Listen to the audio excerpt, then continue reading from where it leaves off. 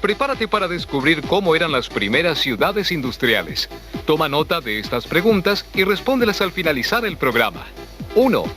¿Qué desató el consumo masivo en el siglo XIX? 2. ¿Cuál fue el país que más carbón empleó?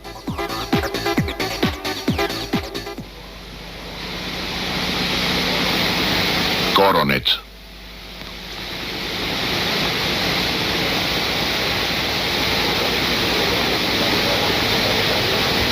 WGBH, Boston, presenta, en asociación con el Museo de Arte Metropolitano, un proyecto de Annenberg CPB.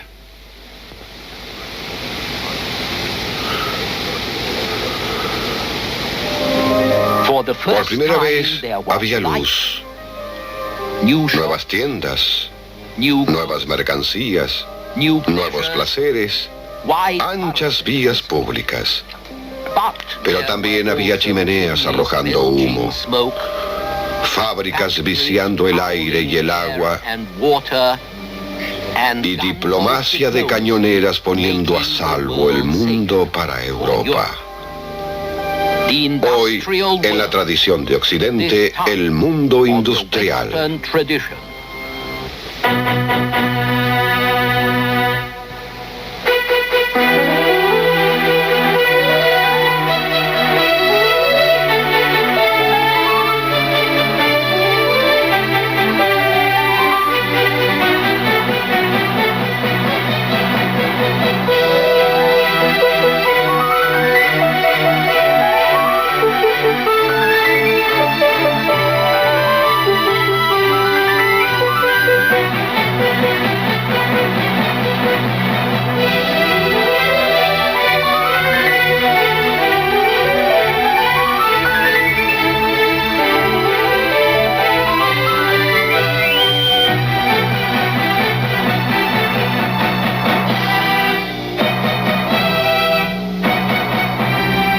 Tradición de Occidente. Y ahora el profesor Eugene Weber de la Universidad de Los Ángeles en su viaje a través de la historia de la civilización occidental.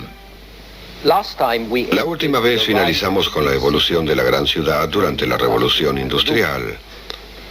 Las ciudades siempre habían sido los centros de la civilización, cierto, pero en el siglo XIX esto se acentuó. Se convirtieron en escaparates del mundo moderno.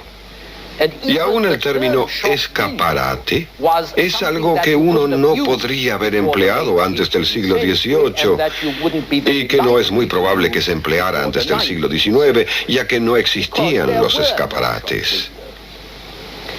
Una joven francesa que visitó Londres en la víspera de la Revolución Francesa se fascinó al ver ventanas en el frente de las tiendas, a través de las cuales ella podía ver las mercancías en venta, y comentó que era un invento sagaz. Y unos años después, de 1807, un londinense se refirió a las exhibiciones en ventanas como un refinamiento muy reciente y agregó que las ventanas de vidrio pocas veces se emplearon en las tiendas antes de la época. Piensen en esto la próxima vez que salgan a ver escaparates, otra innovación del siglo XIX. La mayoría de las tiendas, sin embargo, continuaron sin cambios. Y aún hoy ocurre lo mismo en algunos países del tercer mundo. Orificios en la pared con las mercancías al frente, el taller al fondo, la cocina y las habitaciones de la familia en la trastienda o en el piso superior, sin ventanas, sino celosías de madera que el dueño baja por la mañana y levanta por la noche. En todas las ciudades, salvo las más importantes, las mercancías se adquirían ya sea en puestos del mercado público o mediante vendedores ambulantes que iban cargando un fardo o un carretón o mediante viajantes de comercio. En Inglaterra, al viajante de comercio se le denominaba vendedor a tarja, pues era analfabeto y llevaba las cuentas de sus clientes mediante una tarja. Alrededor de 1800, Jane Austen, la novelista cuyo padre era un clérigo del campo, estaba comprando telas para sus vestidos y medias justamente a un vendedor ambulante, ya que la mayoría de la gente debía hacerse la ropa en casa y las medias también, hasta que se inventó la máquina de hacer malla, la máquina de hacer punto para medias en la década del 40 y la máquina de coser en la del 50. Mientras tales innovaciones posibilitaron talleres como este, también produjeron confecciones baratas que la gente corriente podía comprar en las tiendas. Pero en el siglo XVIII, las tiendas como las de hoy no abundaban, y las pocas que había en las ciudades no eran muy atrayentes. Por una causa, eran oscuras, había pocas ventanas, porque el vidrio costaba caro, y las planchas de vidrio para grandes ventanas para escaparates eran casi inexistentes. La clase media no consiguió vidrio claro para ventanas en grandes cantidades hasta fines del siglo XVIII, cuando comenzó una revolución en la iluminación de interiores que continuaría en el siglo XIX con la llegada de la luz de gas. Aunque hoy los interiores iluminados son un hecho corriente, esto no fue así hasta hace poco. Fue necesaria la luz artificial para cambiar el viejo modelo de la época, que hizo que miles de generaciones dejasen de trabajar y se fuesen a dormir en cuanto oscurecía. Nuestro control sobre fenómenos naturales como la luz y la oscuridad es en realidad muy reciente. Ocurrió hace menos de 200 años para ciertos privilegiados y hace menos de 100 para la gran mayoría. Era un poco frecuente durante todo el siglo XIX, pero tremendamente emocionante. Por primera vez, uno podía sentarse a leer o a tejer bajo la lámpara cuando oscurecía. Y también podía salir de noche a la calle, que comenzaba a estar iluminada, sin necesidad de una antorcha o un farol para ver dónde se caminaba, ni necesitaba depender de la luz de la luna. Por otra parte, las calles, aún en las grandes ciudades como Londres y París, estaban casi todas mal pavimentadas, llenas de baches, barro, polvo, así que, después de todo, era preferible quedarse en casa. Hasta la última parte del siglo XIX casi no había aceras. Los peatones se arriesgaban a ser atropellados por el tránsito o a ensuciarse por completo cuando salían de paseo. Así que las caminatas por placer no abundaban. La gente rica empleaba carruajes no solo porque podía pagarlos, sino porque cualquier otro medio hacía peligrar las faldas o los pantalones y hasta la vida misma. En consecuencia, los tenderos de las grandes ciudades construyeron galerías y arcadas donde se podía pasear y ver escaparates a salvo del tránsito y del mal tiempo. Y luego construyeron bazares en los que diferentes comerciantes podían concentrar sus negocios bajo un mismo techo, hasta que, finalmente, alrededor de mediados de siglo, surgieron las primeras tiendas por secciones, por departamentos, las mayores de las cuales se convertirían en monumentales centros de exposición y en símbolos de la nueva economía de consumo. Hoy es muy común menospreciar la economía de consumo. Y es verdad que ha llegado a un extremo de exageración y despilfarro, pero es preferible tener demasiado que demasiado poco. Y es preferible que la mayoría de la población tenga acceso al consumo que solo una pequeña minoría, como ocurrió a través de la historia. Hasta que la producción masiva del siglo XIX, la compra a granel, la economía por escala, alentaron el consumo masivo, creando precios bajos, descuentos y ventas que permitieron que mucha gente pudiera acceder a las mercancías y el confort y el trato cortés, que, dicho sea de paso, muy pocos recibían hasta entonces. Por supuesto, Aún había millones de personas que no podían pagar esas mercancías. Y aún hoy hay millones. Pero por primera vez ahora había millones que sí podían. No solo unos pocos miles como antes. Y ese fue un cambio importante. Todo esto comenzó en Inglaterra, de la que Napoleón declara cierta vez que era una nación de tenderos. El interés británico en el comercio y el intercambio creó mejores calles para el paso de las mercancías y de los clientes, como la calle Regent en Londres, elogiada en las décadas del 30 y del 40 por su espaciosidad y magnificencia. Después de mediados de siglo, en París había nuevas y amplias vías públicas y además en otras ciudades, no solo porque facilitaban el tránsito e ir de compras, sino también porque eran más ventiladas, había más espacio respirable en general. Estaban bordeadas por árboles, bancos, lámparas y cada vez había más lavatorios públicos. Había también nuevos parques construidos en toda Europa, imitando el famoso Hyde Park de Londres, que era un jardín real recientemente abierto al público, e imitando a los jardines del Palacio Real de Versalles en París, también abierto al público, otro símbolo más de lo que estaba ocurriendo en todas partes. Todo esto hasta entonces accesible a muy poca gente, estaba comenzando a llegar a la mayoría, y esa mayoría estaba ansiosa por unírseles. La ciudad moderna era un gran despliegue, una continua feria emocionante, impresionante, entretenida. Estaba también tornándose más segura y confortable. Las fuerzas policiales regulares aparecieron alrededor de 1830 y hubo baños públicos, fuentes públicas y surtidores de agua. Y además, lavaderos públicos donde los pobres podían lavar la ropa blanca de los ricos y a veces también las de ellos. Los pobres, al igual que los ricos, podían visitar museos y exhibiciones que el siglo XIX hizo públicos y gratuitos para todos. En una de las novelas de Zola, La Taberna, una pareja de la clase proletaria festeja su matrimonio en 1860, yendo al Museo del Louvre con una gran fiesta de bodas. Muy pronto el arte invadiría las calles. La litografía se empleaba en negocios para vender sardinas, vestidos, cigarrillos o para publicitar entretenimientos.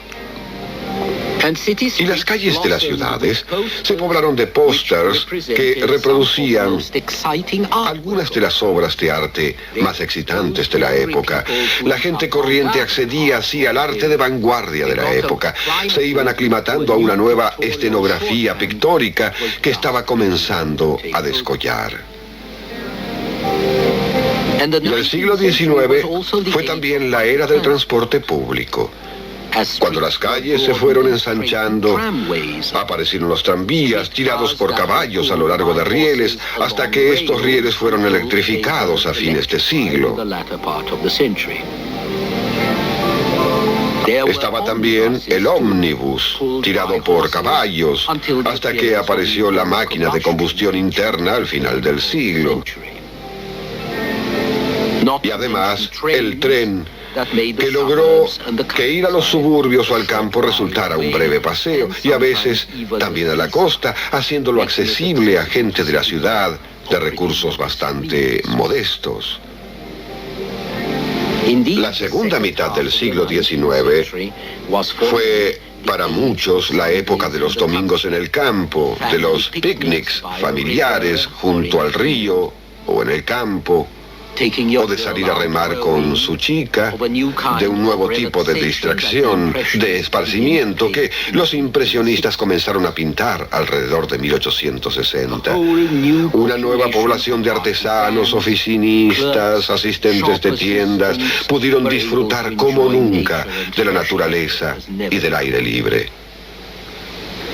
De modo que había una democratización en las mercancías, los servicios y los medios de transporte, incluso en el ocio, la naturaleza y el aire libre. Y la gente necesitaba más ocio y aire libre, ya que la ciudad moderna, que les brindaba muchísimas cosas nuevas, también les arrebataba algunas de las cosas viejas.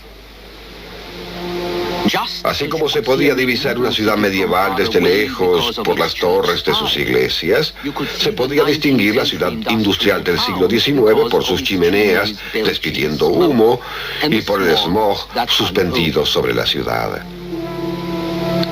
Dickens efectuó una desagradable descripción de esto en Hard Times, donde Manchester se convierte en Villacock, la ciudad carbón, a la que describe cubierta de humo y hollín como un lugar oscuro, informe, asfixiante. Y otro inglés, John Ruskin, describió esto como la nube tormentosa del siglo XIX. Y esto también podía olerse, no solo el olor del carbón y el aceite de máquinas, sino de los residuos. A mediados del siglo XIX, el Parlamento debió suspender las sesiones debido al terrible hedor del río Támesis. Y lo mismo ocurrió con muchas industrias de Ginebra, tinturas, gas, productos químicos, etc. Pero el olor más característico era el del polvo de carbón y el del humo. La revolución industrial funcionaba con carbón, el combustible del siglo XIX. Aún a fines de siglo, cuando la gente ya comenzaba a emplear máquinas que funcionaban con electricidad o gasolina, el 95% de la energía comercial lo generaban el carbón y el coque, y la mayoría de los hogares se calefaccionaban con estos, aunque en forma ineficiente. Inglaterra fue el país que más empleó carbón por sus yacimientos carboníferos de fácil acceso y su transporte por agua en el Clyde, el Támesis y en Gales. Newcastle, sobre el Támesis, estaba tan identificado con el carbón que transportar carbón a Newcastle se transformó en un refrán, como embarcar cerveza a Milwaukee. Hasta los trenes y los tranvías que marcaron el siglo comenzaron en realidad con rieles para carretas de carbón que empujaban los trabajadores y luego eran tirados por caballos desde el pozo o la mina hasta el muelle. George Stephenson, que residía cerca del Támesis, fue el primero en colocarle ruedas a una caldera de vapor alrededor de 1815 para transportar los carromatos de carbón por los rieles, y fue él quien adaptó esto que denominó locomotora para impulsar el primer tren de pasajeros en 1825 a la aterradora velocidad de 28 kilómetros por hora. Cuanto más se expandía la industria, más aumentaban los yacimientos carboníferos y más se apiñaban las industrias a su alrededor. En el oeste de Inglaterra, en Bélgica, en Lorena, en el Ruhr, en el sur de Gales, estaba la frontera industrial de Europa. Y podemos comparar la atracción que producía en los inmigrantes con lo que estaba sucediendo en Norteamérica. 30 años antes de 1914, la inmigración hacia el sur de Gales no difería demasiado de la de los Estados Unidos. Y había más polacos mudándose al Valle del Ruhr en Alemania que los que se dirigían a Chicago. Donde había carbón, había industrias y había empleos, aunque sucios y de poca paga. La producción carbonífera remontó durante el siglo XIX, duplicándose cada 20 años. Hacia 1913 había 30 veces más humo de carbón que en 1820, lo cual hacía que Europa y los Estados Unidos fuesen oscuros y llenos de humo y de olores. Se producía en Londres la niebla descrita por Dickens, o que uno veía en los filmes de Sherlock Holmes o de Jack el Destripador, y causaba muchísimos problemas en la garganta, en los ojos, porque ardían. Y también bronquitis. La mayor parte del carbón se empleaba para producir hierro y acero, que eran la materia prima de las máquinas del siglo XX, de las herramientas, los puentes, el armamento. Luego se empleó para producir el vapor que impulsaba las máquinas y para la navegación de vapor. Hacia fines del siglo XIX, las 3/4 partes de las máquinas de vapor del mundo se encontraban en Gran Bretaña.